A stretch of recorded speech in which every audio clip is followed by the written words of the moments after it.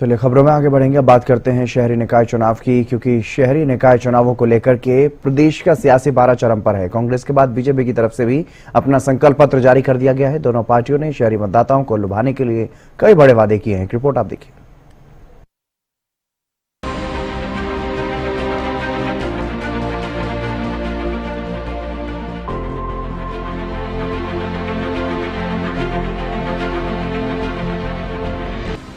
हरियाणा में हो रहे नगर निकाय चुनाव के लिए सभी राजनीतिक दलों ने कमर कस ली है।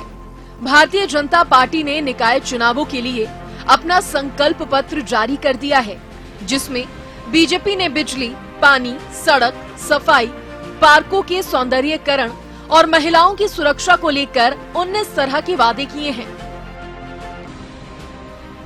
बीजेपी के संकल्प: भूमि का मालिकाना हक, मकान का मालिकाना हक, सीवरेज ट्रीटमेंट प्लांट का निर्माण, जल निकासी का स्थायी समाधान, पार्कों में विशेष सुविधा, स्ट्रीट वेंडर्स को वित्तीय सहायता, अत्याधुनिक सभागार का निर्माण, कचरे का निस्तारण, 1 लाख आय वाले परिवारों को मुफ्त सोलर पैनल,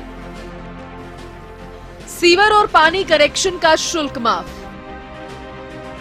बैंकों के लिए बैंक स्क्वायर का निर्माण, पार्किंग की व्यवस्था, इलेक्ट्रिक बसों की सुविधा, ऑनलाइन सहायता केंद्र, महिलाओं को हाउस टैक्स में 25% की छूट, महिलाओं के लिए पिंक टॉयलेट, सड़कों के निर्माण के लिए सहायक रिकॉर्ड प्रणाली, आवारा पशुओं से राहत।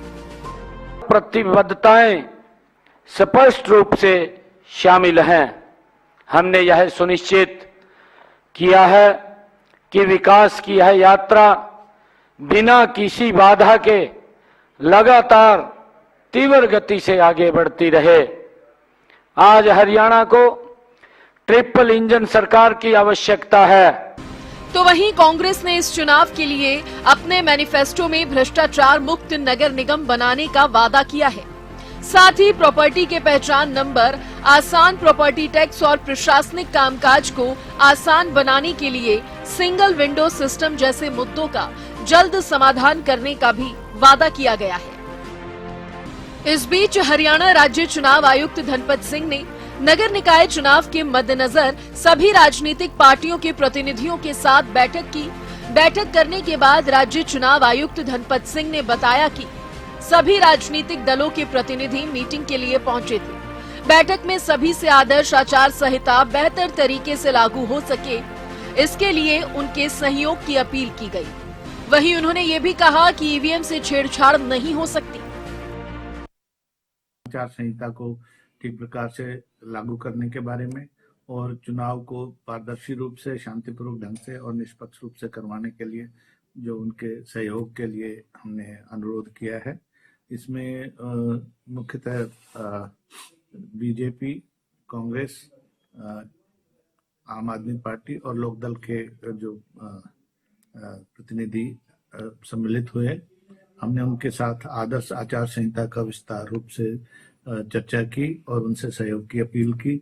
इसके साथ defacement of public property act की भी विस्तार से चर्चा उनके साथ की और उनको बताया कि भी इसका अनुपालन किया जाए, नहीं तो जो इसकी उल्लंघना करेंगे उनके खिलाफ कानूनी कार्रवाई हो सकती है।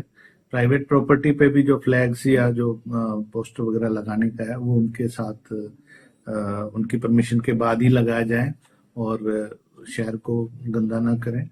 और इसके अलावा जो इलेक्शन एजेंट्स हैं उनको क्या क्या चीजों के बारे में जानकारी होनी चाहिए। फॉर्म 17C को लेके बात हुई, उनकी तरफ से जो सुझाव आए हैं उनमें से जो लागू करने योग्य होंगे उनको भी लागू किए जाएंगे। और बहरहाल 2 मार्च को निकाय चुनाव के लिए वोटिंग होगी और 12 मार्च को नतीजे आएंगे। ऐसे में देखना होगा जनता को किसका मैनिफेस्टो भाता है। News desk, Haryana news.